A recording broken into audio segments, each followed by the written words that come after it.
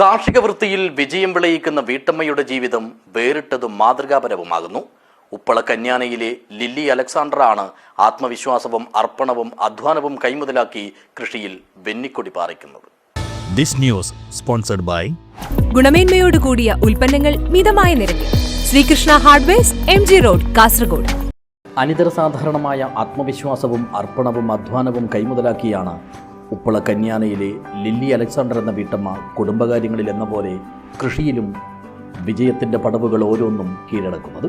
അധികം ആരും ചെയ്യാത്തതും എന്നാൽ ഏറെ ആദായകരവുമായ പുതിയ കൃഷിരീതികളാണ് അടുത്ത കാലത്തായി ഈ കുടുംബിനി അവലംബിക്കുന്നത്.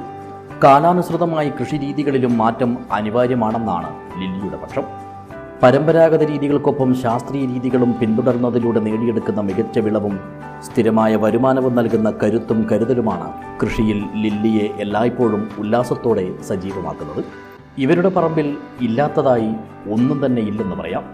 മാംഗോസ്റ്റിനും റംബുട്ടാനുമെല്ലാം നിറയെ കായ്ച്ചു നിൽക്കുന്ന ഇവരുടെ കൃഷിയിടത്തിൽ ഗ്രോ ബാഗ്, പച്ചക്കറികളും ആടുഫാമും ആവശ്യക്കാരെ വരവേൽക്കുന്നു. പാരമ്പര്യമായി കൈമാറിക്കിട്ടിയ അടക്ക കൃഷിയും നെൽകൃഷിയും കൂടെയുണ്ട്. ഇടക്കാലത്ത് ചെറിയ രീതിയിൽ പരീക്ഷണാടിസ്ഥാനത്തിൽ ആരംഭിച്ച ജാതിക്ക കൃഷി ഇന്ന് വലിയ തോതിൽ ലാഭം നൽകുന്ന വിളവായി മാറിയിരിക്കുന്നു. ഗുണമേന്മയുള്ള ജാതിക്കയ്ക്ക് വിപണിയിൽ ലഭിക്കുന്ന മികച്ച വിലയും അതോടൊപ്പം തന്നെ കൃത്യമായ പരിപാലനവുമാണ് ഈ വിജയത്തിന് വഴിയൊരുക്കിയതെന്ന് ലില്ലി പറയുന്നു. ഇത് നമുക്ക് 3-ാം വർഷം മുതൽ നമുക്ക് ഇൻകം കിട്ടുന്ന 3rd ഇയറിൽ നമുക്ക് കിട്ടിയത് ഒരു 7,000 ആണ്.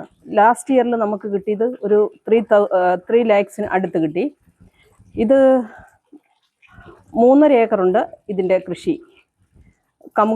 കമുകിൻ്റെ തോട്ടത്തിന് ഇടയ്ക്ക് കൂടിയാണ്, ഇടവേളയായിട്ടാണ് നമ്മളിത് വെച്ചിരിക്കുന്നത്. നല്ല ഈൽഡാണ്. ഇൻകം മുമ്പോട്ട് വർഷം തോറും പോകും തോറും നല്ല ഇൻകമാണ്.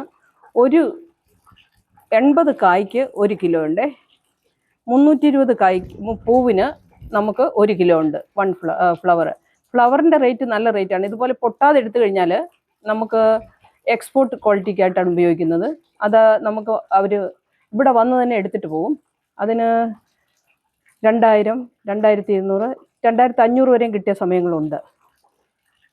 അത് സീസൺ കഴിഞ്ഞ് കഴിയുമ്പോൾ നമുക്ക് വന്ന് അവർ തന്നെ വന്ന് കളക്ട് ചെയ്തിട്ട് പോകും. നമുക്ക് സെയിലിനും ഒന്നും ഒരു ബുദ്ധിമുട്ടുമില്ല.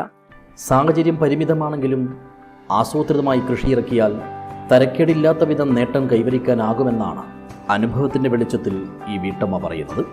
ഇന്തോനേഷ്യ ജന്മദേശമായുള്ള ജാതിക്ക 18-ാം നൂറ്റാണ്ടിൻ്റെ അവസാനത്തോടെയാണ് ഭാരതത്തിലെ തമിഴ്നാട്, കേരള, കർണാടക തുടങ്ങിയ ദക്ഷിണേന്ത്യൻ സംസ്ഥാനങ്ങളിൽ എത്തിയത്.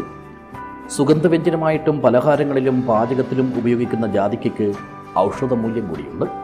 അറിഞ്ഞും അനുഭവിച്ചും ഇതുവരെ താൻ സ്വായത്തമാക്കിയ പാഠങ്ങളെല്ലാം മറ്റുള്ളവർക്ക് കൂടി പറഞ്ഞു കൊടുക്കാനുള്ള തയ്യാറെടുപ്പിലാണ് ലില്ലി ഇപ്പോൾ. പരമ്പരാഗത രീതിയിലുള്ള കൃഷിയിൽ നിന്നും മൂല്യവർദ്ധിത ഉൽപ്പന്നങ്ങളുടെ കൃഷിയിലേക്ക് മാറാൻ ആഗ്രഹിക്കുന്നവർക്ക് ഈ വീട്ടമ്മയുടെ ഗുണപാഠങ്ങൾ വലിയ പ്രചോദനവും വഴിവിളക്കുമാണ്.